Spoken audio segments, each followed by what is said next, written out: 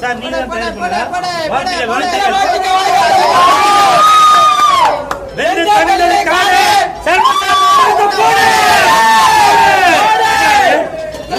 நீங்க சொல்லுவான் இது வெத்தலா இது பித்தலா இது வெத்தலா இது பித்தலா இது வெத்தலா இது பித்தலா.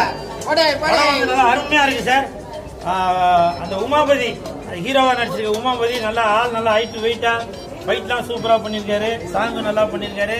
முக்கியமாக அந்த வில்லி கதாபாத்திரம் 2 வேரியேஷன் சூப்பரா பண்ணிருக்காங்க. ஏற்கனவே ஏதோ விதார்த்த படத்துல ஹீரோயினா நடிச்சவங்க மாதிரி இருக்காங்க. சூப்பரா நடிச்சிருக்காங்க சார். வாழ்த்துக்கள்.